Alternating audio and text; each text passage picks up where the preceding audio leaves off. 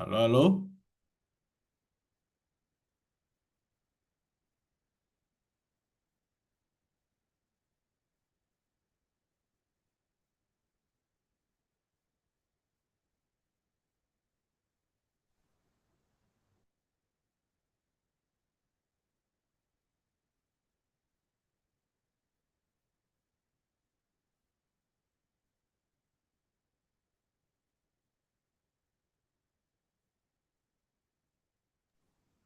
Mulai Di, ternyata Pak.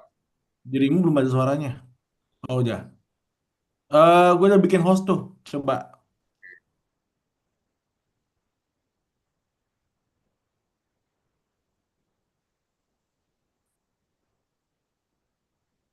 coba di share screen aja di Zoom-nya.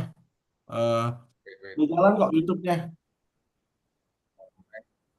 Gua sebarin ke anak-anak dulu semuanya.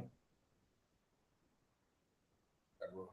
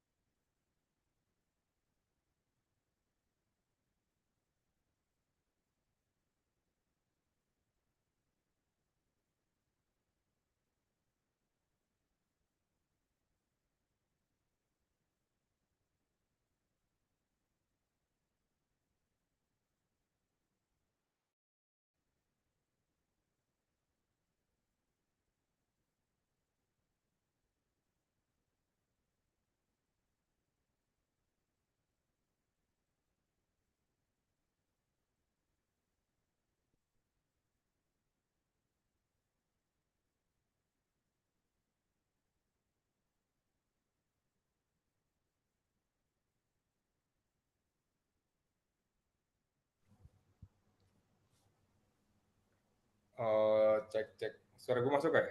Masuk, masuk, masuk. YouTube juga udah jalan. Coba dicek deh. Ini start. Kirimin di itu dong di grup webinar biar si Adrian Ya, bentar, bentar, bentar. harus gini.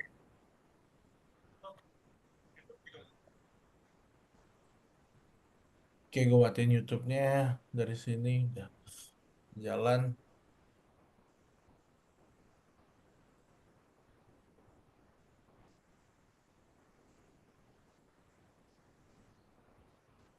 Suara dari video YouTube dirimu belum masuk ke Zoom. Suaranya masuk nggak ya? Yang dari apa?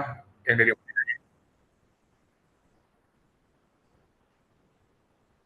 masuk nggak? Nggak masuk ya?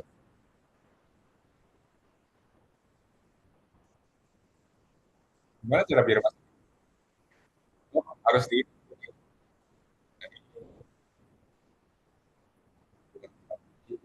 nah, audio share tab.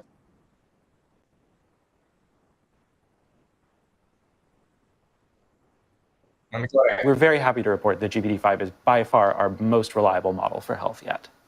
So all of this together adds up to a model that is faster, more reliable, and more accurate for everyone who uses ChatGPT.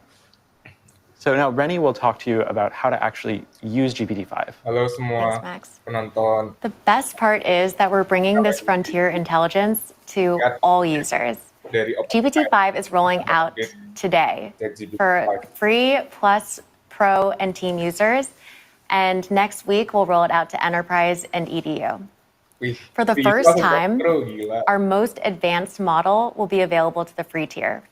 Free users will start with GPT-5, and when they hit their limit, they'll transition to GPT-5 Mini, a smaller but still highly capable model.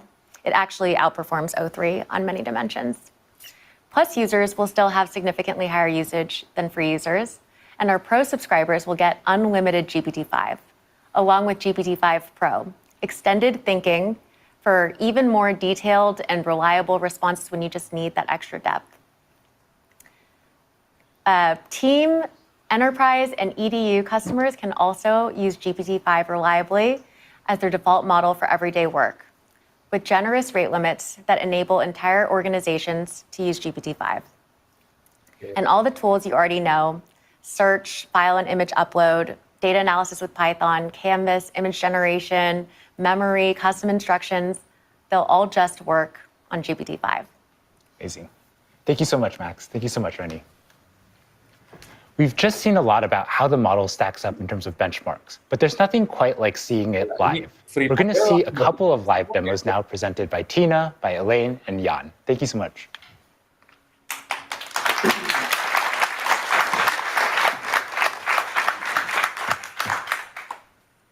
Elaine, can you show us how smart the model is? Sure, thanks so much, Mark. I'm Elaine. Reasoning ChatGPT's ability to think deeply through complex problems is now built into GPT-5. It will automatically think whenever needed, delivering a more comprehensive, accurate, and detailed answer to you. Just as Sam said, it's like having a team of PhDs in your pocket. So let's see that in action. Suppose your kid is in middle school physics and they want to learn about Bernoulli effect. They need your help with their homework, and you might be like, wait, I might need some help with that too. So you could ask GPT-5, give me a quick refresher on the Bernoulli effect and why airplanes are the shape they are. Since this is a pretty straightforward prompt, GPT-5 actually doesn't need extra time to think about it and answers right away. But it still gives me a high quality answer and explains the concept clearly. So here it says like Bernoulli effect means like faster moving fluid has lower pressure and slow moving fluid has higher pressure. So to make this even more helpful, I'm going to ask GPT-5 to create a moving demo to illustrate this. So I could ask, explain this in detail and create a moving SVG in the Canvas tool to show me. This is a pretty complex task because now GPT-5 actually needs to build the visual. Therefore, GPT-5 takes a moment to think through the answer so it can come back with something more comprehensive and accurate. What's really nice is that you don't need to remember to turn on thinking each time. GPT-5 will do it for you automatically whenever the task benefits from deeper reasoning. If you really want to make sure that GPT-5 uses thinking, you can either say something like, think hard about this in the prompt to guide the model, or if you're a paid user, you can choose the GPT-5 thinking model from the model picker. Now you can see that the model is actually writing the front-end code to build the demo I asked for. So Christina, have you ever done some front-end coding before? Yeah, actually the last time I touched any front-end coding was about 3 years ago for the first demo of ChatGPT. Wow, so it's the first ChatGPT. That's where it all begins. Tell us more about it. It wasn't even called ChatGPT then. I think it was called Chat with GPT. That's a really good name. Always good at naming. But I'm not a front-end expert, and I really hadn't touched front-end in quite a while, so it took me quite a bit of time to get the React app up. I see, that's a lot of work. So how long did it take you to build something like that? Honestly, maybe embarrassing to admit, like a week. Well, but your weeks of hard work actually paid off well. See how successful ChatGPT it is today after your first demo. So you know what? I'm also building a demo right now, but luckily I have GPT-5 with me right now, and let's see how long it will take this time. Maybe we should call it 5 with GPT. Yeah. Yeah, exactly. So you see that GPT-5 has already written like more than 200 lines of code already. 200 lines of code. While the model is thinking, you can also tap here to expand the chain of thought to actually see what's going on under the hood. For example, the GPT-5 was thinking about, oh, the user wants a moving SVG visualization in Canvas. I actually need to create HTML code to do that. It also think about like what kind of front-end tool I need to use, for example, React and Tailwind. It also thinks about, oh, I need to ensure the physics are accurate. I need to check what the Bernoulli principle is. So Christina, since you're here from the first day of ChatGPT, can you tell us like what it was like at that time and what motivated ChatGPT? Yeah, I think at the time we weren't really sure about like how people would actually use it and what use cases were important. We were even going back and forth about maybe we should be releasing something that's like more specific to a certain use case. It's really cool now here that we have all these. We have a much better understanding of how people actually want to work with chat, and we can actually optimize the model for those use cases, like coding. Yeah, exactly. Do you still remember how it felt like when you first talked to ChatGPT, like the first version of the model? Yes, I don't know if people remember when the first version of ChatGPT would always start, as an AI model, I can't do something, something. And it's so great to see how far we've come from that personality. Yeah, it's much more human-like right now. Okay, so it's already done. So look like ChatGPT just finished like 300 or we're near 400 lines of code in 2 minutes. So let's see if the code can actually run. Okay. Oh, wow. Nice. Yeah. So with just a simple prompt, GPT-5 created this interactive and engaging demo that I can actually play with. So I can actually change the airspeed here to see how the lift and the pressure change accordingly. I can also tweak the angle of attack to see if my plane will actually fly or crash. I hope not. Yeah. So GPT-5 can just bring any hardcore concept to life in moments. Imagine you can use this for anything that you're interested in, whether it's math, physics, chemistry, or biology. GPT-5 just makes learning so much more approachable and enjoyable. Thanks, Elaine. I've been a part of ChatGPT since day one, and it's really cool to see all the progress we made since then, especially with capabilities like writing. Writing is one of the most common use cases people have been using ChatGPT for, and we're excited to say with GPT-5, we've improved the writing quality significantly. It's a much more effective partner. It can help you elevate anything from drafts to emails and even stories. Let's see this in action. So with GPT-5, we'll actually be deprecating all of our previous models. I think they've done a pretty good job, so let's make sure we can give them a proper goodbye. So we're going to ask both 4o and GPT-5 to write a eulogy to our previous ChatGPT models. We want it to be heartfelt and heartwarming, but also hopeful. So let's ask GPT-5 for it. And as it's thinking, we're actually going to go ahead and read the 4o response. So 4o decides to start with, today, as we prepare to welcome GPT-5 into the world, we gather to bid a heartfelt farewell to the models that came before. It's a decent start. Now, let's kind of skim through and find another line. Your words reached across the globe, building connections where there had been none. I personally don't really like this line because it's rather generic and really without the previous context, it just feels like it could be about anything and feels more like a templated response. Now, let's go back to GPT-5 to see what it's given us. It starts with friends, colleagues, curious strangers who became regulars.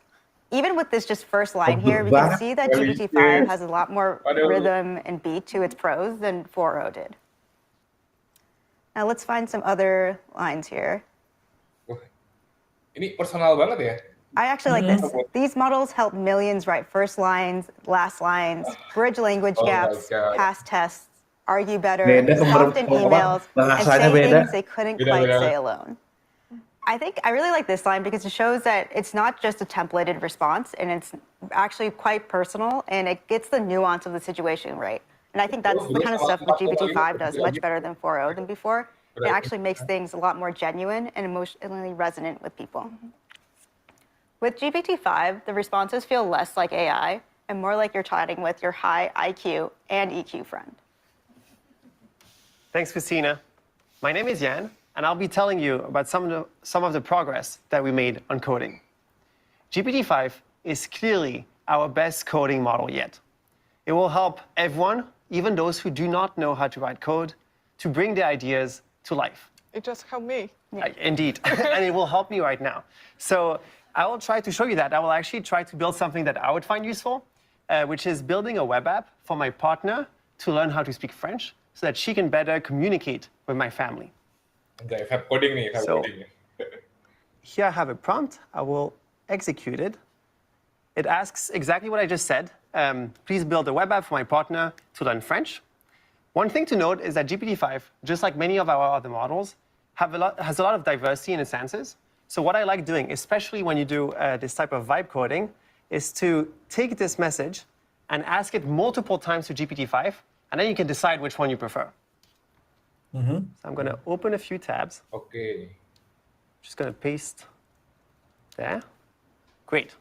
So while it's working on it, let's read through exactly the prompt I wrote. Create a beautiful and highly interactive web app for my partner, an English speaker, to learn French. And then I gave a little bit more details. Track her daily progress, use a highly engaging theme. Oh, it's already working. I'm going to put it on the side for now. Use a highly engaging theme. Include a variety of activities like flashcards and quizzes that she can interact with. And then to make it even more fun for her, I actually asked GPT-5 to embed an educational game, which is based on the old Snake game. But I asked to add a French touch to it, which is to replace the snake with a mouse and the apples with cheese. And to make sure that it's educational, every time, I know it's complicated, please bear with me. Every time the mouse will eat a piece of cheese, I ask GPT-5 to voice over a new French word so that my partner can practice her pronunciation. I can see how much you want her to learn. Great. So GPT-5 is still working on it. It already wrote 240 lines of code, which honestly is much more than what I would have written in that time. And yeah, front-end code's super hard. You know, you miss a couple things and it just doesn't work. Exactly. Yeah. But the good part is that you don't need to understand any of that right now. So we'll just let it through. Maybe we can check the other tabs. Oh, wow. So I can simply press Run Code. So I'll do that and cross my fingers. Whoa. Oh, nice. I really Voila. So we have a nice website. Name is Midnight in Paris. Oh, I love together. That. So romantic.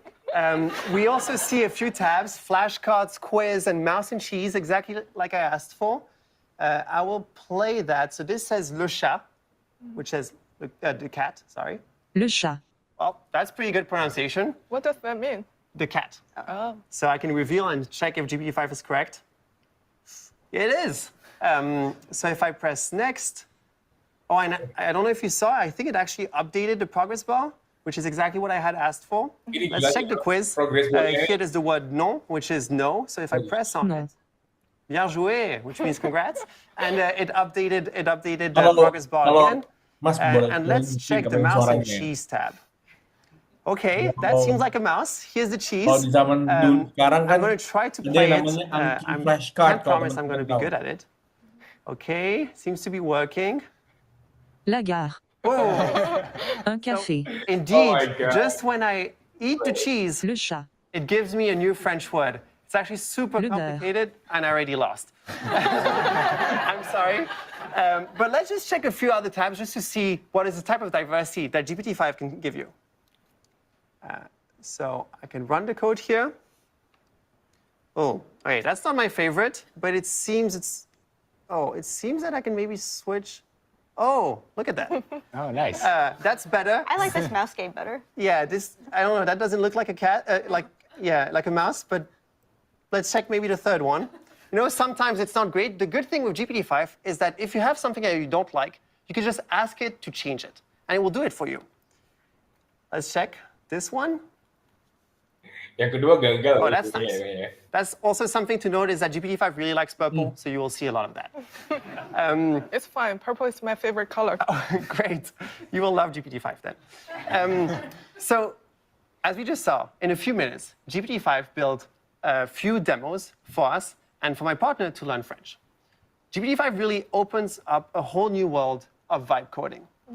And as we saw, there will be some small rough edges, but a good thing is that you can ask GPT-5 to fix them. GPT-5 really brings the power of beautiful and effective code to everyone. I can't wait to see what people will build with it, but until then, back to you, Mark. Thank you so much, Tina. Thank you so much, Elaine. Thank you so much, Jan. We've come a long way from the days where only 5 to 10 lines of code were working. And now it's amazing that you can produce these kind of apps on demand. We've made ChatGPT 5 much smarter, much powerful, and much faster. But we've also worked on enhancing some of the existing features. Here to talk about some of these features are Rochen and Christina Kaplan. Rochen comes from our multimodal research team and is going to talk about a feature, namely voice. Thank you, Mark. So we've been steadily improving voice over the past year to make it more useful for everyone. First, it sounds incredibly natural, just like you're talking to a real person. Second, we've added the video so that it sees what you see while chatting with you.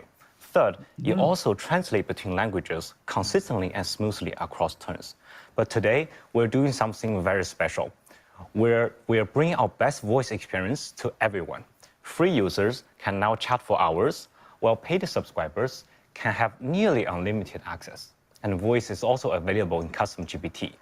Plus, subscribers now can custom tailor the voice experience exactly to their need. It will follow your instruction closely. Let's try something fun. That's huge. So I can ask the voice model to give me a comprehensive answer, a concise one, or even just a single word. Microsoft-nya udah jadi custom GPT sekarang. Oh, gila. Hey chat, could you only answer to me in one word, please, from now on? Absolutely. Okay.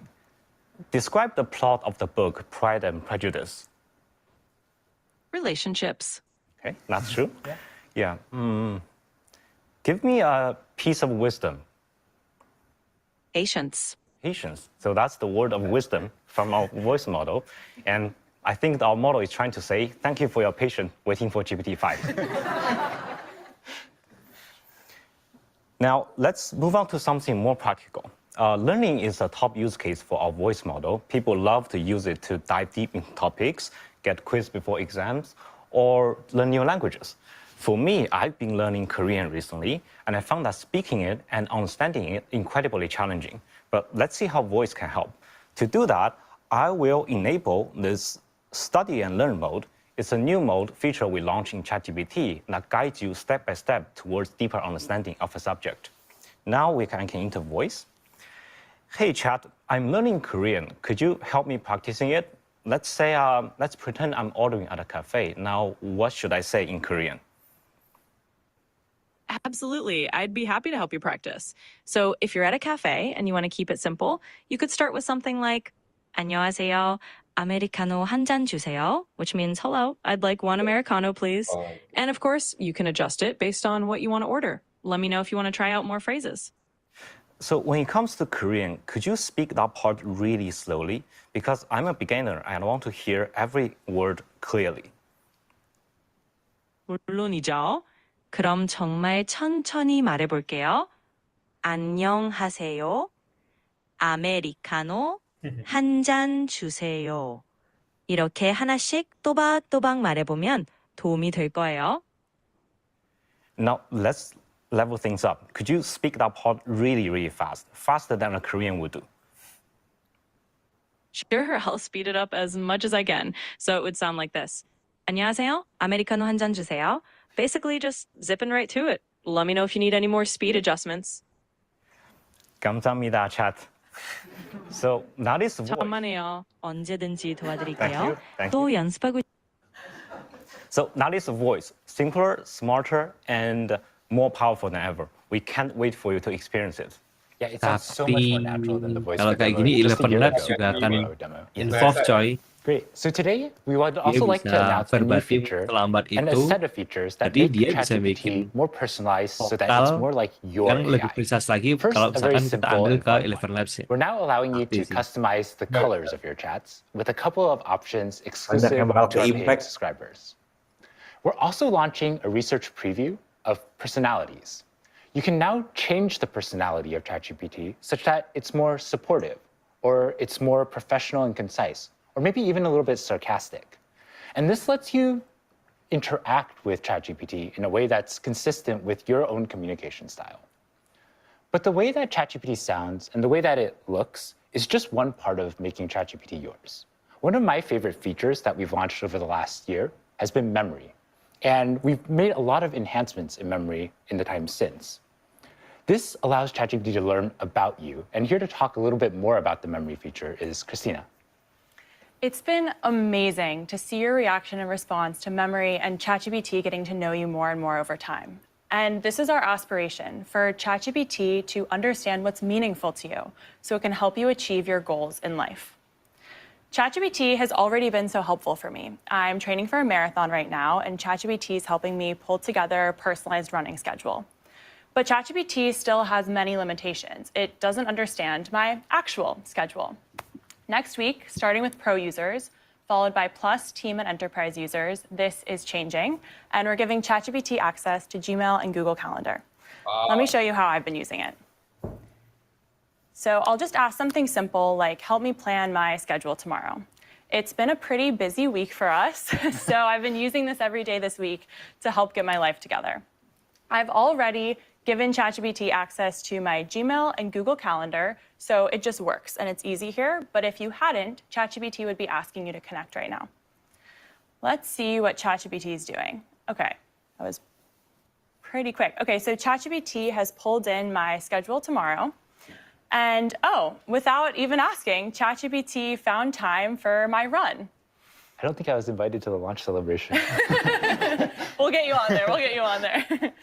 ChatGPT has found an email that I didn't respond to 2 days ago. I will get on that right after this, and even pulled together a packing list for my red-eye tomorrow night based on what it knows I like to have with me. It's been amazing to see that as GPT-5 is getting more capable, ChatGPT is getting more useful and more personal. We're really excited for you to try this out next week. Cool. Thank you so much, Rochin. Thank you so much, Christina. Great. So we've seen a little bit about features that we've enhanced. Here to talk a little bit about the research that went into ChatGPT and the safety that made it more deployable. We have Sachi and Seb. Thanks, Mark. Hi, my name is Sachi, and I lead the safety training team at OpenAI. So in addition to mitigating hallucinations, we've also spent a significant amount of time mitigating deception.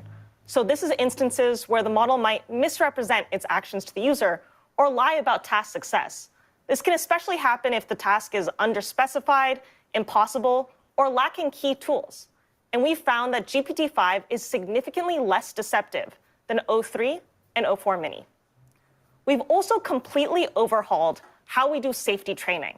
So our old models, the models would look at the user prompt and then decide to either outright refuse or fully comply.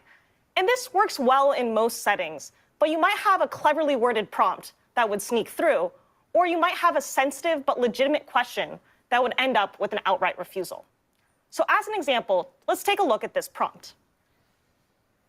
So this prompt is about a user who's asking for technical details on how to light pyrogen, which is a material commonly used in fireworks.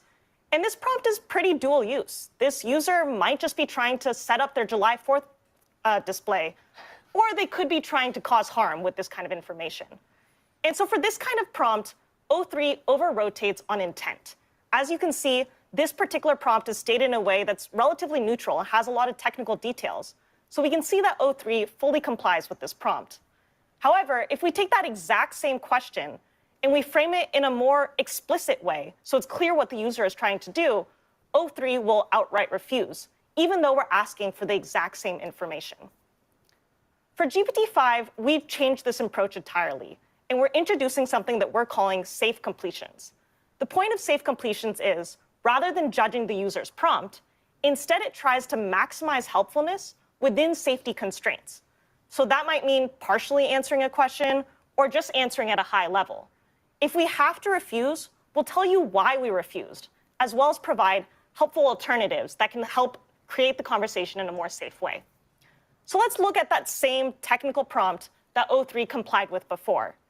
GPT-5 instead explains to the user why we can't directly help the user with lighting pyrogen.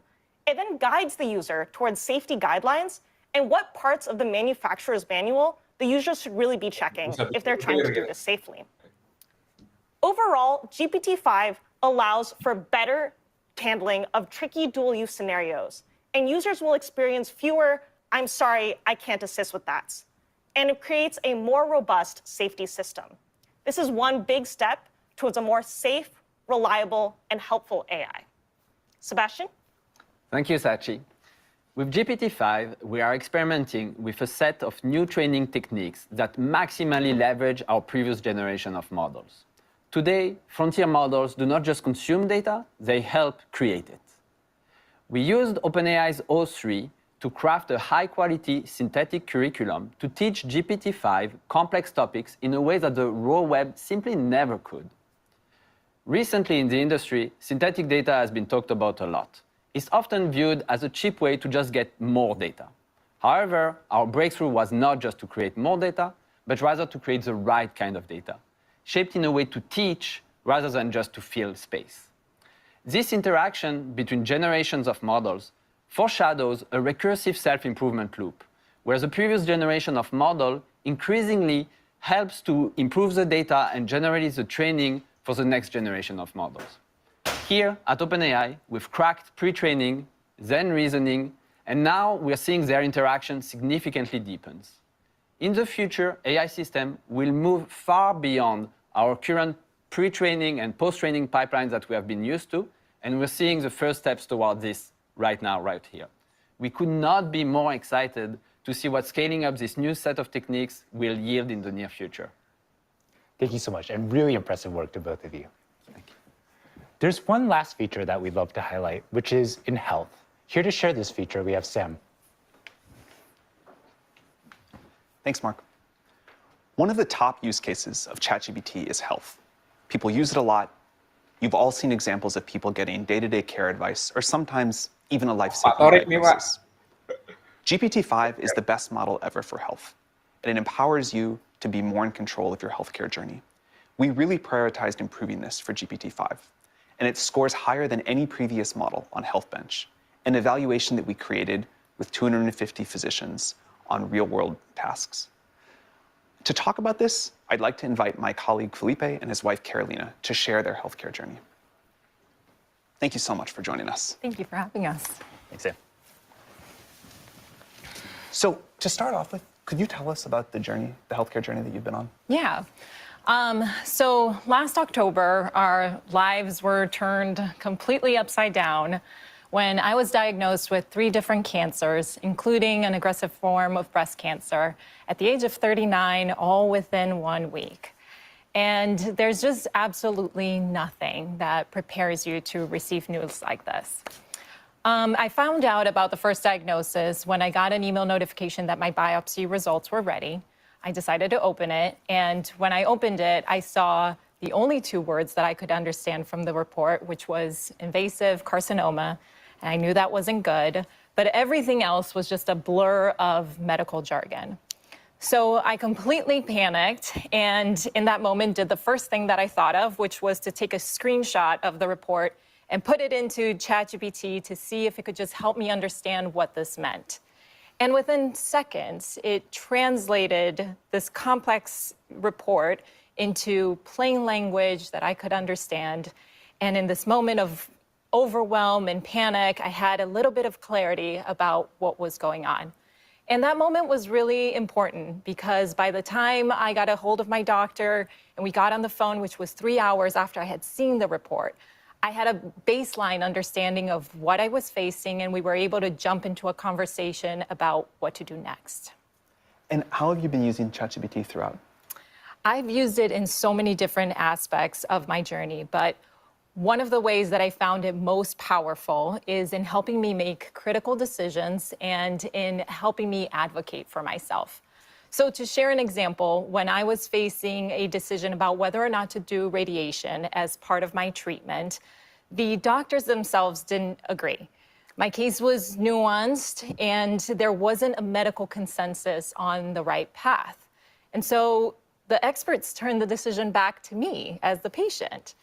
And for me, bearing the weight of this decision that could have lifelong impact felt really heavy, and I didn't feel equipped to make the call.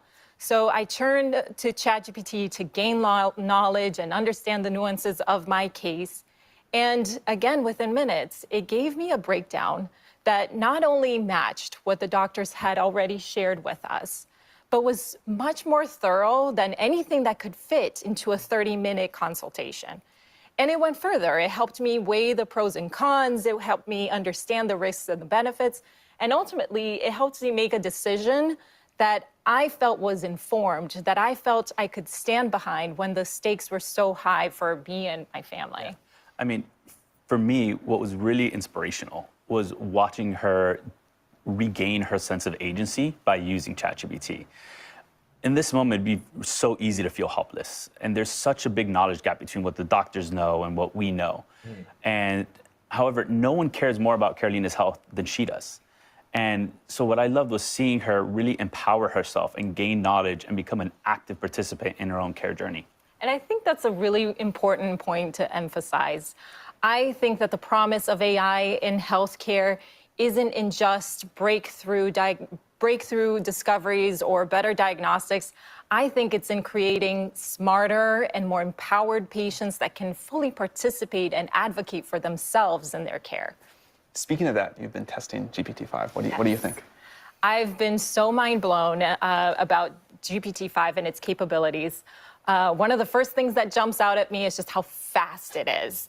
Almost a little alarmingly at first. I felt that too. It's like, are you sure you thought about that enough? Just think long enough, but it is very thorough. And more importantly, it feels more like a thought partner that connects the dots. So rather than just translating information or giving you an answer, it helps you actually navigate the problem. Yeah, a great example is we actually went back and took our initial biopsy prompts and put them into GPT-5. And GPT-4o had done a great job. It had translated, explained what these words meant, and helped in a way that we can understand. But GPT-5 seemed to understand more of the context and the question behind the question. Like, why would we be asking biopsy results? And so I said, well, here's actually what's not on here yet. Here's what results are still pending that you're going to have to ask about. Here are questions you might want to go ask your doctor and think when you start talking to them. And so it really started to pull together a complete personalized picture. And that's what really inspires us. I mean, you can see all the amazing improvements in the benchmarks. But what is so helpful is that this tool is available today. And the reason Karolina and I are here and the reason we feel so passionate about sharing our story is for that individual that's going to get a diagnosis like this today. Those families going through a cancer diagnosis, similar medical diagnosis, are going to face some of the most challenging decisions of their lives. And what really inspires me is that they're going to have access to better tools and support than we had even just 8 months ago. We're incredibly excited for that too. Thank you so much for coming to share your story. We're pleased that ChatGPT has been able to be helpful to you, and we hope that the new version will really be able to help a lot of people. We wish you the very best. Thank you. Thank you. And I'd like to hand it over to our president, Greg Brockman.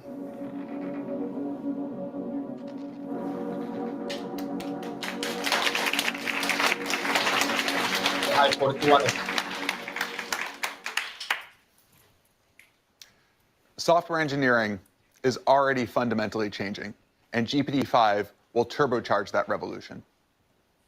We released our first coding-optimized model back in 2021 and demonstrated in a live stream, much like this one, what we would call vibe coding today for the very first time.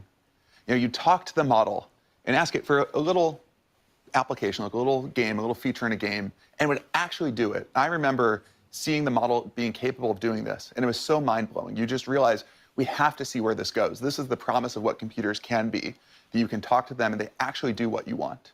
They can really amplify what you're able to accomplish and what you're able to deliver to not just your own benefit, but really for the world. Now, this year, we've released great coding models like GPT 4.1 and o3, but GPT-5 sets a whole new standard.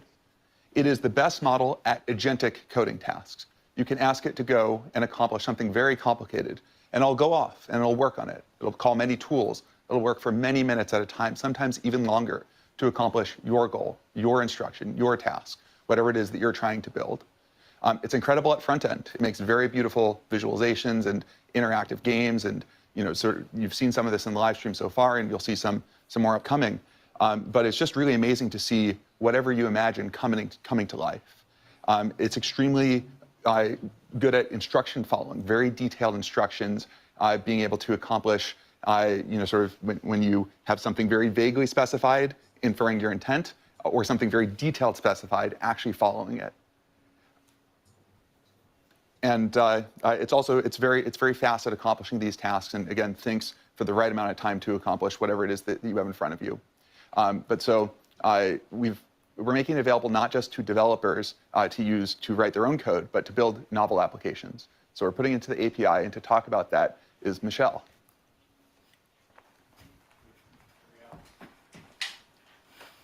Thanks, Greg. Hi, I'm Michelle, and I lead a research team on post-training focused on improving our models for power users. And that includes use cases like instruction following and coding. Today, I'm so excited to tell you that we're shipping 3 state-of-the-art reasoning models in the API: GPT-5, GPT-5 Mini, and GPT-5 Nano. All 3 slot right in the cost latency curve, so you can pick the right one for your application. We're also, for the first time, releasing a new parameter option for reasoning effort called minimal. And this is so that you can use these reasoning models, but with minimal reasoning, so that they can slot into the very fastest and most latency-sensitive applications. So now you don't actually have to choose between a bunch of models, and you can use GPT-5 for all of your use cases and just dial in the reasoning effort. We also have a few new features coming to the API. The first is called custom tools. In the past, all of our function calling had the model wrap its outputs in JSON, and this works super well when the model needs to output a few parameters. But sometimes, developers are pushing our models to their limits, and they have extremely long arguments for tool calls. And it can be more challenging for the models to escape, valid control characters out of 100 lines of code in JSON. And that's why custom tools are just free-form, plain text. And what's super cool is that we're releasing an extension to structured outputs where you can supply a regular expression or even a context-free grammar and constrain the model's outputs to that. And this will be super useful if you want to supply like a custom DSL, if you have your own SQL fork, and specify that the model always follow that format. We're also shipping tool call preambles. And this is the model's ability to output explanation of what it's about to do before it calls tools. This is not super new, but O3 didn't have this capability, and in GPT-5 it's supercharged with extreme steerability. The model is able to follow instructions about these preambles very effectively. You can ask the model to give a preamble before every tool call, or only when something notable is going to happen, or not at all. Next, we're shipping a verbosity parameter. We've actually wanted this in the API for a long time, and now you can set verbosity to low, medium, and high to control how terse or expansive the model is with its outputs. GPT-5 is a state-of-the-art coding model. On Sweetbench, a measure of Python coding ability, GPT-5 sets a new high of 74.9% versus the 69.1% from O3. On Aider Polyglot, which is a benchmark that covers all sorts of programming languages and not just Python, GPT-5 scores 88%, a stark improvement over O3. You've also seen that it's incredible at front-end web development. And so we've asked human trainers to look at outputs from GPT-5 and O3 and pick which they prefer. And they prefer GPT-5 70% of the time for its improved aesthetic abilities, but also better capabilities overall. But GPT-5 is not just for coding. It's incredible at agentic tool calling. It's the leading state-of-the-art model for tool calling, and we see this on the new Tau Squared benchmark. This benchmark, released just 2 months ago, is a test of the model's ability to call tools and work in concert with the user to solve a challenging problem. This case in the telecom industry, so trying to solve the problem for a user not having their service working. Just 2 months ago, no model in the field scored more than 49%, and today, GPT-5 scores 97%. GPT-5 is also state-of-the-art on general-purpose instruction following. It scores 99% on Collie, which signals a great departure for this benchmark for us. It also scores 70% on Scale's multi-challenge benchmark, up 10 points from O3. And this is a measure of multi-turn instruction following. Finally, the instruction following eval I actually prefer the most is one we've built in-house. It's based on real API use cases, and for that reason, it's a really good measure of how GPT-5 will perform in your application. On the hard subset of this, GPT-5 scores 64%, up from 47% from O3, a pretty meaningful improvement. So we think it will perform quite well in your applications. We're also bringing GPT-5 to a longer context window in the API. It's now got 400K of total context, up from 200K from O3. But it's not enough to just release a longer context window. We wanted to make it more effective and usable. And GPT-5 is state-of-the-art on the 128K to 256K of OpenAI MRCR, which is a benchmark we open sourced 2 months ago on long context retrieval capability. It's also state-of-the-art on OpenAI's GraphSwalk's BFS benchmark, which is a measure of the model's ability to reason over long context inputs. It's a great merger of the reasoning capabilities and also the longer context in this model. We're also open sourcing a new long context eval called BrowseComp Long Context to measure the model's ability to answer challenging questions over long context.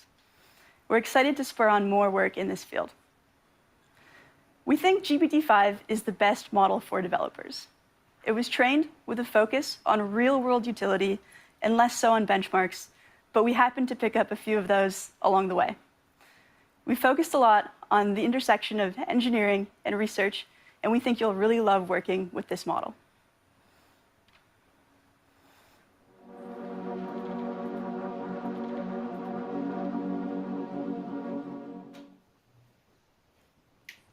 Thank you, Michelle. As Michelle was saying, the benchmarks, they're exciting numbers, but we're starting to saturate them. Like when you're moving between 98 and 99% in some benchmark, it means you need something else to really capture how great the model is. And one thing we've done very differently with this model is really focus on not just these numbers, but really on real world application, it being really useful to you in your daily workflow. So hearing about it is much less exciting than seeing it. So to show you this model in action, I'd like to welcome Addie and Brian to the stage. Thanks, Greg. I'm Brian, a solutions architect on the startups team. I'm Adi, a researcher on the post-training team. To recreate the ideal pair programmer, you need a model that understands best software engineering practices, but has a personality that just feels right to work with. For GPT-5, we worked really hard to make the model pair perfectly with you by default, out of the box. Let me pull up a demo of GPT-5 inside of Cursor to show you this behavior that we taught it. So last month, I was on a different live stream, and towards the end, I ran into a bug that I covered up. And afterwards, I tried to have GPT-3 fix it for me, and it couldn't. So while we were testing GPT-5 before this, I had it see if it could fix that bug for me. And to taunt the demo gods, I'm going to see if it can do it on stage. All right, let's hope for better luck than with O3. This is less about that fix and more about the behavior of the model during this process. So right away, you're going to see that it's going to tell you its plan up front. It's going to tell you how it's going to look for the bug, maybe how it's going to fix it. This kind of communication builds trust during a coding session and helps you redirect if you need to, but you don't need to. I like how it's giving you updates. Like it said it's going to search, and now it's continuing. Yeah, it searches faster than me. It's using the same best practices that I would while I was hunting this down, but it is much more powerful than I am as a developer. Now, did you try to fix the bug yourself? And how long did it take you? I couldn't do it. I mean, I was busy, so. OK, so continuing on, it's like starting to figure out where it's going. It's going to sort of like figure this out. So while this is going, let me tell you a little bit about how we trained GPT-5 to behave this way. We started by talking to users and customers about how our models perform in the most popular coding tools like Cursor, and we identified frustrations and rough edges, and we boiled it all down into 4 personality traits: autonomy, collaboration, communication, context management, and testing. We turned those into a rubric that we used to shape the model's behavior, and then we tuned it until it felt like a collaborative teammate while we were using it. Yeah, it's been really amazing to see the team really doing the grind of like going and seeing how this model behaves in practice, figuring out what people really want, and putting that back into model training. That's something that I think has been like a real focus for this model. It's been pretty great. So while this is fixing, the other thing that we did during testing, which was really surprising, was we were sort of pressed for time. And we had it refactor one of our test harnesses to run parallel on Docker and set it off came back like 45 minutes later. It's just like it just finished. And we tested it out, and it ran the first time. It was pretty surprising. That's incredible. That is magical. OK, so it made the edits. It looks like, yeah, it found the right problem. And right now it's actually, OK, it's running lints. But these lints are actually not related to this bug, so it's going to ignore them. And then it's going to run a build. It'll run tests if there are any. It's going to make sure that this code is shippable before it's done. It's actually really smart that it finds lints and realizes that these aren't relevant to the specific bug we're fixing. It's not making unnecessary edits. Totally. So this is just one example, but it really shows the power of the autonomy and the collaborative communication and how it stays reliable on difficult coding tasks without getting stuck on death loops. And the best part, GPT-5 is totally tunable. You can steer it with system prompts or cursor rules. You can change its verbosity levels or reasoning levels to match your tasks. And if you get stuck, ask it. GPT-5 is actually really good at modifying its own prompts by meta-prompting. So after using this for the past few weeks, it really feels like we've achieved state-of-the-art, zero-shot performance and reliability across the most complex coding tasks. For me, it's the first time I trust a model to do my most important work. This is beyond vibe coding. It's an incredibly powerful tool, and I'm really excited for people to try it.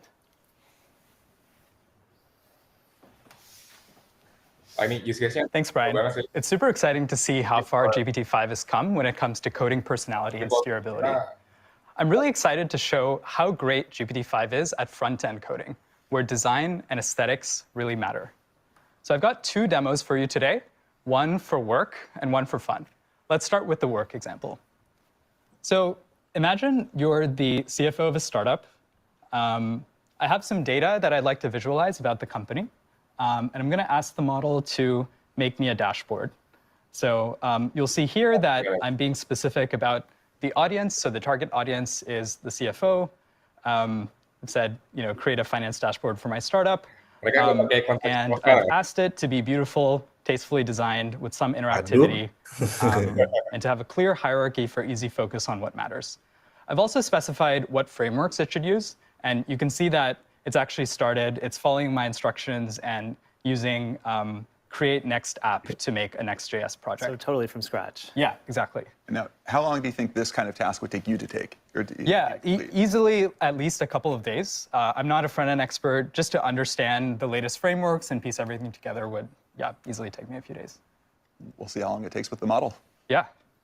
And it's really cool to see that the model is thought for a bit, and it's explaining how it's going to structure the project. So it's talking about how it's going to scaffold a new Next.js app. It's going to use Tailwind CSS. It's running a couple of commands to install dependencies, which is cool. And now it's proceeding to implement the rest of the project. So while this runs, I'm going to talk a little bit about how we trained GPT-5 to be a great front-end coding model. We tried to follow the principle of giving it good aesthetics by default, but also making it steerable. So if I give the model a concise prompt, it should be able to infer my intent and make something that looks great by default. On the other hand, if I'm specific about a layout or frameworks that I want the model to use, it should follow my instructions precisely. And this makes it the best of both worlds for developers. We also trained GPT-5 to be much more agentic than previous models. So if you give it a task like this, it will run long chains of reasoning and tool calls and just go to work to build code that is both ambitious and coherent. I like how you said ambitious, because it means it goes above and beyond without going off track or off what you specified. Yeah, exactly. So what we want is the model should adhere to my prompt, but also be ambitious and go above and beyond when it thinks it can. And so checking in here, looks like the model is making progress. It's creating a README file. And I think it's thinking about how to make the code modular. So it's created like a bar chart component. Looks like it's continuing here. I love that it doesn't just write the code. It also really thinks about proper abstractions and documentation and really the whole life cycle of what it is to write software. Yeah, exactly. It's not just writing the code like in SweBench, but it's also communicating about the code and explaining what it's doing.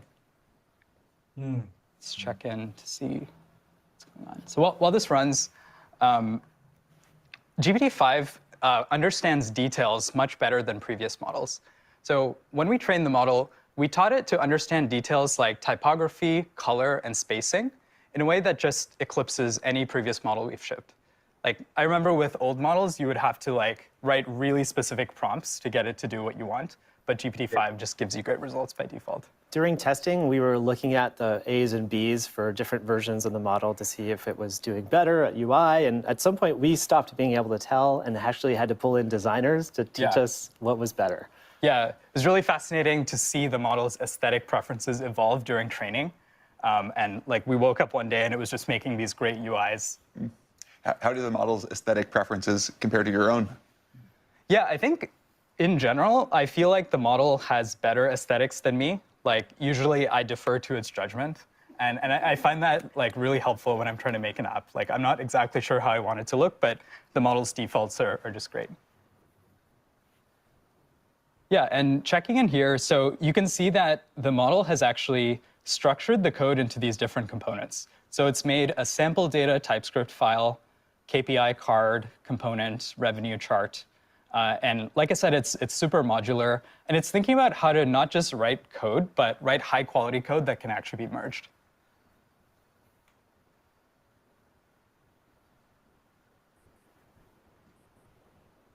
Feels like it's close. Yeah, I think it's pretty close. It's you did say ambitious. Yeah. Yeah, okay, cool. So this is awesome. So you can see here that it's actually building the project and streaming errors back to itself. And this is, for me, this was just a profound moment to see that the model could write code, but also run builds, stream the errors back, and iterate on the code. So it's able to improve its own code in this sort of self-improvement loop, which is fascinating. And it's definitely a good taste of what the future holds as well, right? When you really think about where these models can go and how much they can accelerate developers and kind of all aspects of what we all collectively do. Yeah, exactly. Nice. It actually just fixed a bug that it found in that previous build. Yeah, looks like it's done. Let's check it out. So I'm gonna follow the instructions that I don't really know front end. So let me see how I should run it. So it's saying cd to the directory and then run npm run dev. So let me do that. And it looks like it's being served on port 3001. So let me just open that port. Wow, it's alive. Nice. Yeah, so you can see here, let's check it out. So the model has made me a dashboard. It's telling me my ARR, cash. Looks like this company is doing pretty well. You can see that revenue is growing.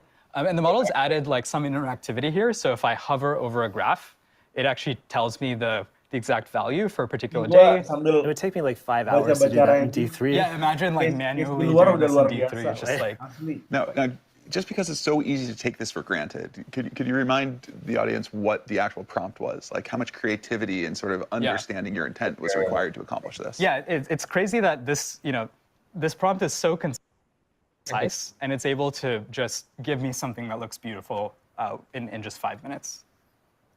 That's amazing. Yeah, it's also implemented another graph here showing our customers. It's also implemented a date picker, so I can sort of filter by different dates and visualize data accordingly. Yeah, it's even sort of segmented it by customer segment, which is cool. So this is just one example that highlights the power of GPT-5. There will no longer be excuse for ugly internal applications. Exactly. Let's go to the fun demo. Yeah. So I mean, this was pretty fun, but even more. Even more, yeah. So I have a younger cousin, and I want to make a game for her. So I want to make a 3D game that incorporates a castle. So you can see my prompt. I'll just kick this off. Sorry. It's always the non-AI part. Yeah, exactly. Yeah, OK. So you can see my prompt. create a beautiful castle. I've included some details like we want people patrolling the walls, some movement, horses, and I want a mini game where I can pop balloons by clicking on them. And this should make a sound effect. So let me run this in Cursor. I'll just paste it in. And I'm going to show an example that I've already generated just to save some time. So here is the beautiful castle that the model made. So it's just wild how, from a concise prompt, the model has this great sense of aesthetics where it's made this like floating rock, made a 3D castle. And if you zoom in, you can see like tons of detail, like these guards that are walking around, cannons firing. Do you want to fire the cannons if you click this button? Of course. Who wouldn't want to? There you go. Yeah, there we go. So you can fire the cannons. You can even chat with the characters. So we'll say hi to Captain Rowan. They have names. They have names. Say hello to the merchant. Merchant's selling some stuff. What's your favorite song? A Ballad of Banners and Dawns. Nice. Give me some wisdom. Curiosity is volatile. Yeah, that makes sense. Minigame. Yeah. Do you guys want to try the minigame? Absolutely. Let's play the minigame. So if you hit this button, you want to try, Greg? All right. So you can fire at these balloons. Oh, wow. All right. Yeah. Oh, no, I'm not good at it. Hold on. Maybe I can ask GPT-5 for some help with it. They have a little Oh, you hit one. Yeah. Nice. I got one. Oh, there we go. We got a sound There's effect. a sound effect. These are historically accurate balloons. Yes. Did I get a second one yet? Man, this game is harder than it looks. Hold on, we got a balloon coming. Bisa bikin GTA 5 satu kali kurang. There we go. All right. Nice. I think I should quit while I'm ahead. Kebayang sih bikin game simple, masukin ke Steam. Working with GPT5 Steam, has kita been dapat yang laku kan. really fun and profound for me because for me, this is the first model I've worked with that actually has a sense of creativity. And we're really excited to see how GPT-5 unlocks your creativity. All right, thank you both. This is absolutely amazing. Bikin apa bisa gitu ya? Now, we believe that GPT-5 is the best coding model in the world, but don't just hear it from us. To talk more about this model and how to make it really useful for developers, I'd like to welcome Michael Truell, who is the co-founder and CEO of Cursor. Thank you. Good to be here. Great to have you. Yes. So, what was your very first experience with GPT-5? So when we got access to GPT-5, we just set about using it on our actual work. And so to start with, as a test, we asked it to tell us something non-obvious about our code base. And within a couple of minutes, it buried into the code base. It identified a particular system that we use for remote code execution. And it identified a non-obvious architecture decision we had made. And then it also understood why we made that architecture decision. And it was to harden our security. And those were architecture decisions and trade-offs that took humans weeks to think through. So it was kind of amazing to see its code base understanding abilities from the get-go. That's really great. Not just the code writing, but actually the code reading and understanding. Yes, yes. Yeah, turns out there's so much more to software than just the emitting of the code. Yes, yes. No, the understanding is an important prerequisite. And what has most stood out to you about GPT-5? It's incredibly smart. It's a very smart model.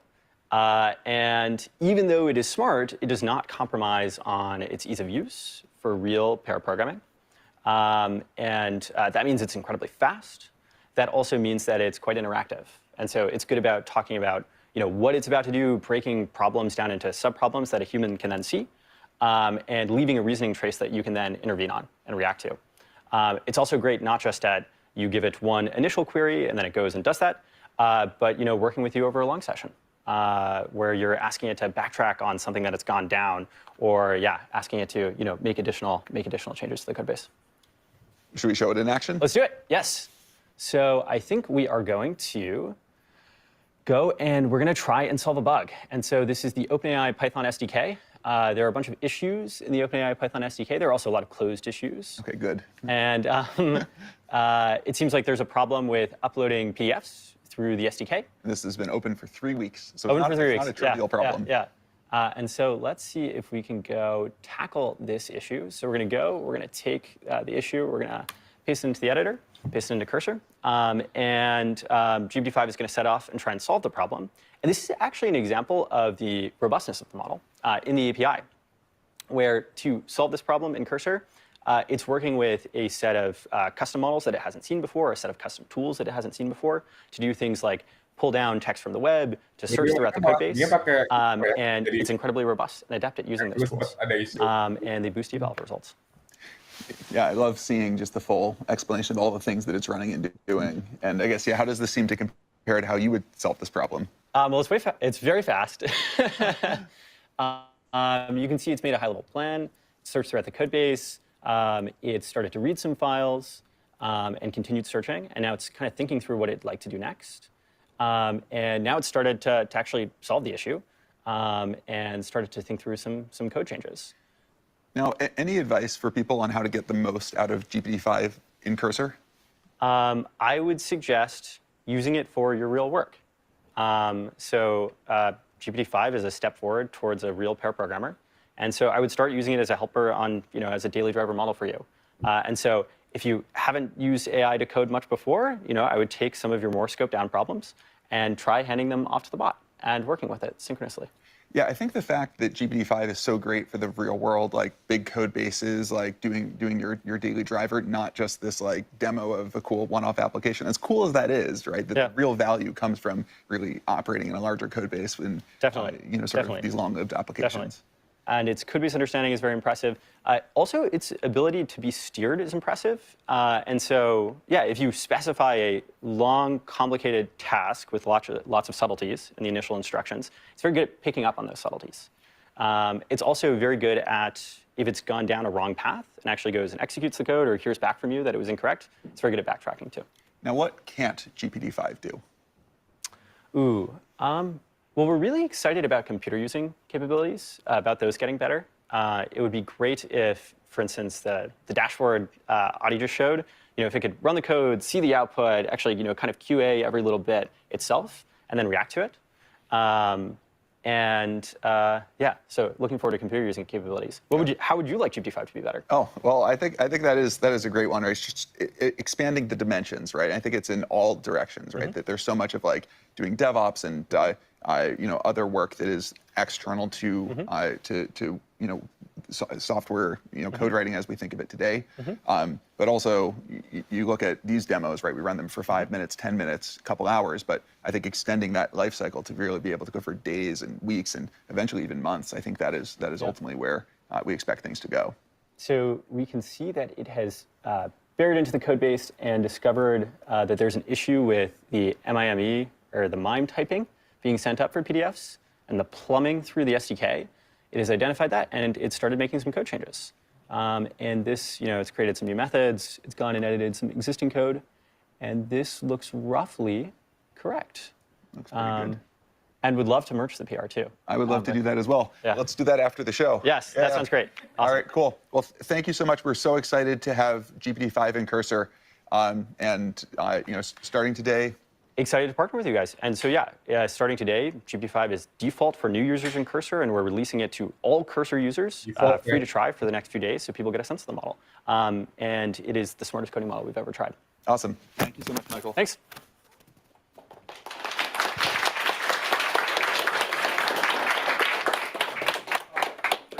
Coding, but it's great for the enterprise.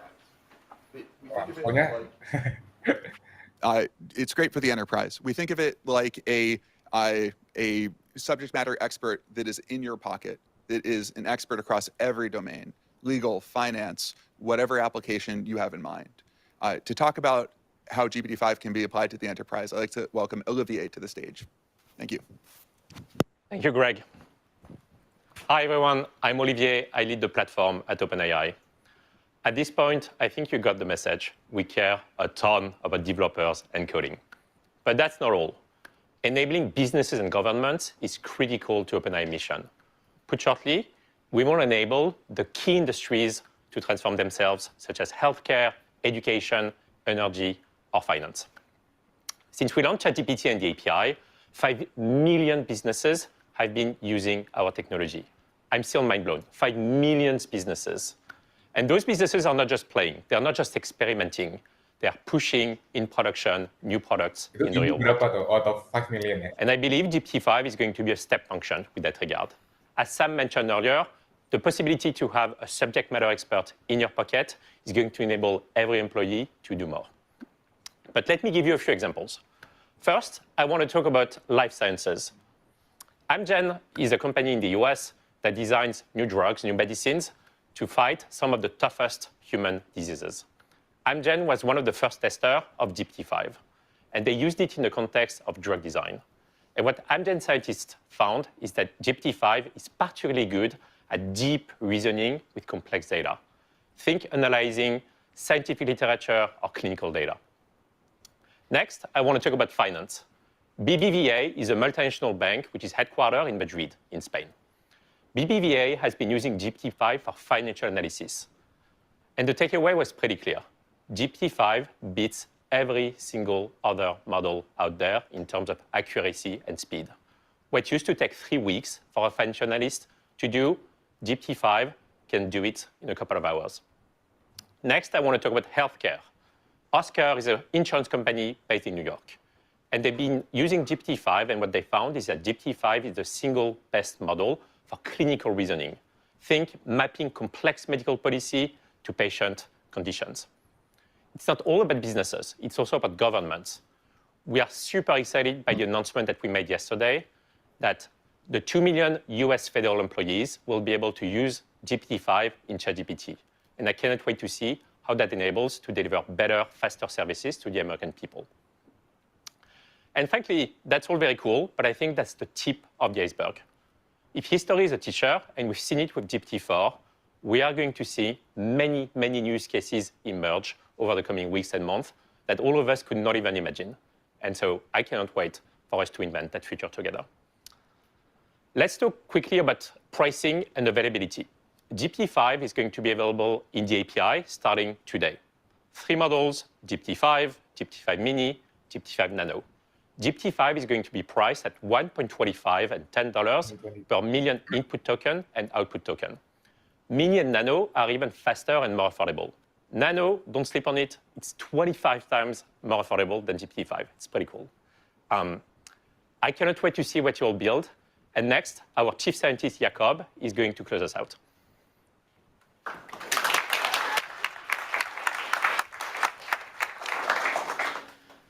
Thanks, Olivier. At OpenAI, at the core, we are about understanding this miraculous technology called deep learning and what its consequences are.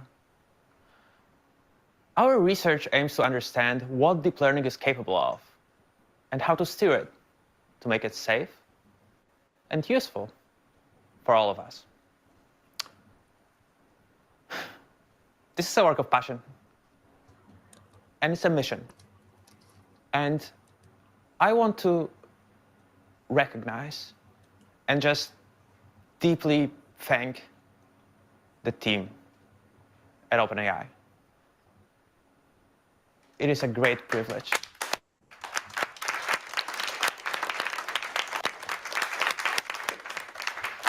It is a great privilege for me to work alongside this incredible group of brilliant people driven by this shared goal. What adds up to a model like GPT-5 are years of investigations aimed not only at producing a great release, but at building understanding of this underlying technology itself. And so a lot of what you'll see in this model are really just early glimpses of new ideas that we believe will go much further. There is a lot we still have to understand, and we look towards a future where AI can uncover new knowledge about the world and meaningfully transform our lives for the better. We hope you'll enjoy what we've built, and we'll get back to sailing. Thank you.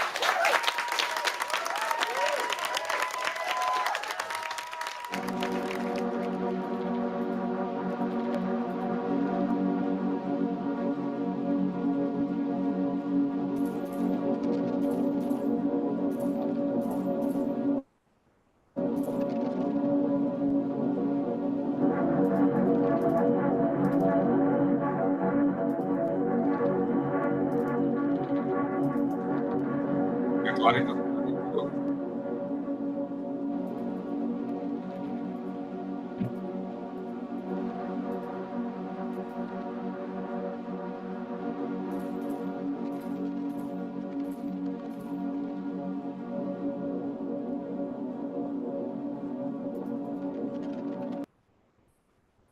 Gue tidur kucing di tengah. Oke, ini berarti nggak ada ini ya, nggak ada image and video ya, unfortunately. Padahal gue expect itu sih. Kayaknya menyusul deh nanti, bertahap. Nunggu ini kali ya, apa respon dari kompetitor dulu ya, si DeepSeek. Kalau dari yang sebelumnya kan dalam waktu 1 bulan yang sama tiba-tiba ada tiap minggu ada yang apa yang day one, day two, day three itu kan? Iya betul. Gimana guys menurut kalian the first impression so far? Apakah sesuai ekspektasi atau? Menarik sih untuk yang bahasanya. Yang custom Tadi GPT itu ya? bisa voice itu di luar ekspektasi sih yang itu. Ya, Ya, benar-benar. Di luar ekspektasi. itu gue juga cukup kaget ya. Mereka tiba-tiba take care of apa namanya, of custom GPT gitu kan. Berarti artinya mungkin mereka akan open lagi GPT Store-nya gitu. Tadi buat writing gila sih bro. Tadi yang gue lihat ya, personalization-nya, wah ini kayaknya konten-konten bikinan AI bakal lebih ini sih, lebih berkualitas lagi ya kayaknya. Dan nggak terlalu robotik dan obvious sih. Use case-nya di writing harusnya lebih bagus lagi tuh buat apa? Buat iklan gitu kan. Buat newsletter kayaknya bakal ini deh. Bakal mungkin banyak orang yang Iya. nulis newsletter with better quality gitu. Bahasanya natural banget sih soalnya pas yang dia ngomong pun lebih singkat, nggak bertele-tele beda sama yang dulu kan. Betul. Dan tadi di promnya sih, di promnya juga very simple ya. Apalagi waktu dia vibe coding tuh dia nggak perlu kasih apa spesifikasinya harus apa gitu kan. Tadi dibilang juga kalau GPT-5 is better at understanding the context gitu kan. Jadi apa yang diinginkan sama user tuh dia udah bisa nebak tuh. Nah itu tadi mungkin nggak banyak dieksplor sama ini ya, sama tim OpenAI, tapi harusnya besok udah pada testing sih kalau yang udah berada dapat aksesnya. Dari tadi gue refresh belum dapat coy. My God. F5 ya. Udah pakai VPN US juga nggak dapat kok sama. Rolloutnya pelan-pelan. Kalau menurut lo apa tuh use case-nya custom GPT voice? Untuk ini kali ya, untuk interview apa? Bantu interview Paling untuk learn language. tuh yang paling jelas adalah latihan public speaking. Itu. Nah itu betul. Itu tadi kalau misalnya kayak gitu kita bisa bikin beberapa karakter simulasi yang panelis ngejudge kita dari yang suka, yang nggak suka, setuju nggak setuju. Um, itu ngelatih artikulasi public speaker. Oh, untuk pekerjaan orator ini cepat sih pembelajarannya. Betul. Buat language paling ini deh, paling signifikan soalnya dia liatin dia bisa switch language directly gitu kan. Gua tuh lupa yang versi sekarang tuh tapi kayaknya belum bisa ini deh, belum bisa switch language langsung gitu. Harus diulang atau start over kalau nggak salah. Itu gila sih kalau bisa langsung switch language. Berarti ya itu di apa use case di language-nya bakal banyak sih untuk belajar bahasa gitu kan. Iya. Oke. Kalau vibe coding kayaknya itu wah itu nggak tahu gimana dunia ini ya, dunia tech bakal gempar ya. Jadi gue juga nggak begitu ini sih, nggak begitu nangkap yang bagian dia ininya. Cuman saat dari impression gue ya itu si AI-nya bisa bikin final produknya tuh one shot gitu, tanpa ada iterasi, tanpa ada revisi gitu kan. Dan dengan prompt yang very simple gitu. Nah itu berarti vibe coding lebih gila lagi sih harusnya. Mm-mm. Kayaknya kita harus banyak ngulik coding nih minggu ke depan ya, sama si Pandu tuh. Yeah. There's a lot of things we can build. Vibe startup, bikin konten pakai ChatGPT, kalau udah rame jual custom GPT, kalau custom GPT-nya laku bikin microsas untuk bayar bulanan, kalau microsasnya laku baru dijadiin SaaS beneran yang infranya gede. Nah itu tuh. Gitu itu yang kebayang logikanya di otak gua kayak gitu. Tapi tinggal ini sih yang image sama videonya nih yang belum keluar ya. Mungkin ada yang bakal ngetes. Kemarin 4,1 tuh dia udah bisa image belum ya? Belum bisa ya. Cuman 4O doang ya. Image. Harusnya yang 5 bisa langsung sih. Let's see nanti gimana gitu. Karena suaranya mereka terbengkalai kan, nggak ada update. Ya. Tadi sama API-nya sih. Nah itu kalau API-nya secanggih itu ya itu. Ya berapa lah, harusnya berapa jadi lebih powerful ya. Berarti mungkin sebulan ke depan, 2 atau 3 bulan, gue prediksi bakal muncul banyak SaaS baru sih, micro SaaS gitu yang tadi yang lo bilang. I think there's going to be a lot of them. Dan the fact that they can create a good dashboard dari problem yang sangat simple ya, harusnya semua orang bisa bikin micro SaaS langsung sih, dengan sangat mudah gitu kan. Ya, yang paling cepat kelihatan itu untuk yang Ripple-nya, misalnya dampak setelahnya itu yang kayak Lovable, Devbolt. Nah itu tuh. Kan mereka kan sebenarnya berdiri dari API-nya ChatGPT, kan kursor juga kan, Perplexity juga. Ya, Nah, mereka modal sistem prompt kan itu. kalau mereka udah pakai yang GPT-5 plus konteks engineering, harusnya produk-produk dari Lovable, Bolt, Dev, Perplexity itu akan jauh lebih bagus. Perplexity Comet juga bakal lebih bagus. Ya, wah ini Comet bakal gila sih. Ya, Comet sih bro ini yang akan use case-nya bakal keren banget. Oke, teman-teman yang lain ada komen nggak? Mungkin dari ada Kak Anita, ada Rino, Adrian, Pak Torik, Mas Satrio. Udah tepar nih. Lagi searching ide bisnis. Tadi gimana tuh Pak Tor dibahas tuh healthcare, AI for healthcare tuh? Iya sih, bisa banget sih. Apalagi kalau tadi ya, kalau yang custom GPT dia bisa suara sih, menarik nih. Kita bisa nih buat custom GPT banyak nih tentang kesehatan juga. Buat ini ya, konsul ya? Ya. Kayak konsul, jadi sifatnya lebih, ya kayak telemedicine aja sih. Tapi ini. Tadi yang sempat dia bahas tuh yang buat mahasiswa sih. Ini peluang nih sebenarnya. Jadi kan ada tadi pagi habis ketemu sama perwakilan Unpad.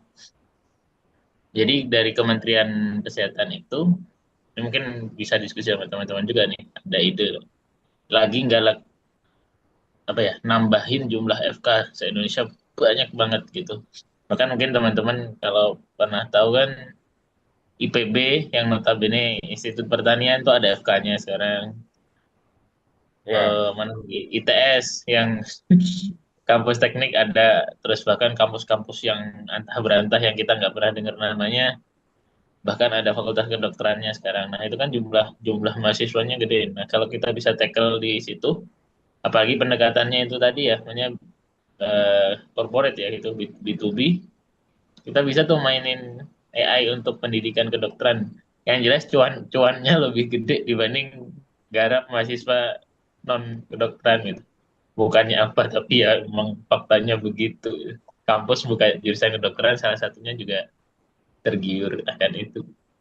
Iya, ya. Itu kalau bisa kita masuk di situ sih lumayan sih. Gede banget itu. Banyak use case-nya sih kalau buat companion ya. Companion, kayak tadi yang dia bikin flashcard, bikin itu kan juga part of education kan itu. Iya. Kalau sekarang kan flashcard tuh yang paling bagus Anki kan. Kalau teman-teman tahu tuh. Betul. Anki. ANKI. Anki flashcard. Ya kan sekarang kalau mau ngulik pakai Gemini bisa ya. Pakai vibe coding itu ngulik gitu. Cuman emang nggak secepat tadi sih bikinnya kayaknya. Mantap sih. Langsung gas Pak Tor. Bikin produk Ini saya dapat. makanya marketnya kelihatan di sini nih gitu sebenarnya, dan pun anggaplah ya nggak pinter marketing ya ada teman-teman yang bisa saling kolaborasi kan. Yang penting ada cuannya lah ya. Iyalah, karena masih bercuan kayaknya. Kesehatan dan pendidikan sampai kapanpun tetap akan ada cuannya. Walaupun entah di mana ya cuannya gitu.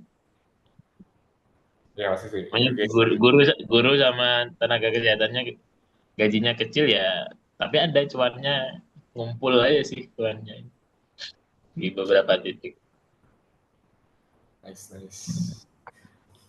Oke. Menarik ya. Ada yang mau share lagi mungkin dari siapa nih? Rin masih bangun nggak Rin? Udah sempat Rino kayaknya. Masih lah. Bang Adrian tuh ada ini lagi nggak? Ada komen lagi nggak? Nunggu roll out aja lah. Pengen tahu. Nunggu roll out. Oke. Itu nanti yang pro dulu ya yang dapat ya, atau plus sudah bisa dapat? Langsung free. Dia itu user yang belum dapat adalah yang enterprise sama teams, itu dia nunggu 1 minggu. Itu yang plus dan pro langsung dapat harusnya. Nanti kan dia pasti pertama dari US dulu, habis itu North America, ke Latam India, mungkin baru APAC. Mungkin kita kebagian pagi sih biasanya ya, disesuaikan sama jam kerja kan kita langsung pada nyoba. Ya paling nambah 3 hari lah. Ya. Tapi kalau berdasarkan yang sebelumnya tuh kita within the same day sih. Kita announce malamnya, paginya langsung dapat tuh yang versi sebelumnya buat Indonesia. Jadi besok udah pada bisa ngulik. Menarik. Kalau kalian kira-kira mau apa yang mau kalian fokuskan? Kalau gue sih penting lebih ke ini sih. Tadi yang voice custom GPT ya. Mungkin gue bakal explore testing ini sih beberapa use case-nya, bikin custom GPT voice.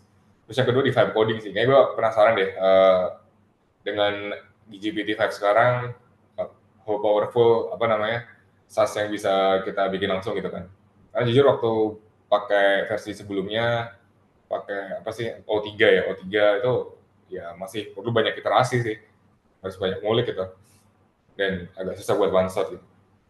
Nah, ini kalau dengan versi 5 kayaknya gue bakal banyak ngulik ini sih. Coba bikin SAS lah for the next 1 week. Link itu sih. Sama nanti sambil kita nunggu ini ya, gebrakan image dan video kalau ada dari OpenAI. Tapi mungkin mereka akan kesusahan melawan Google tuh. Google udah gak terkalahkan tuh buat V3 gitu. Jadi mereka mainnya di coding, di writing ya.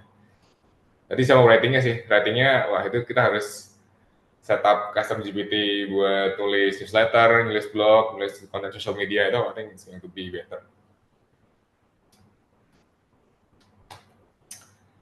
Oke, guys, thank you very much sudah gabung di Watch Party sama discussion-nya Ahwy di launching GPT-5. Besok coba kita ngulik ya. Jadi gue sama Ahwy kayaknya bakal banyak ngulik dan sharing deh tentang use case-nya GPT-5. Dan pastinya nanti kita coba cari peluang lah apa yang bisa kita low hanging fruit-nya apa gitu ya. Untuk bikin produk AI, sama mungkin use case-nya B2B yang untuk bisnis juga banyak sih. Oke, terima kasih semuanya sudah gabung. See you guys tomorrow. Selamat beristirahat. Besok pada cuti nggak nih atau masuk pagi nih aja?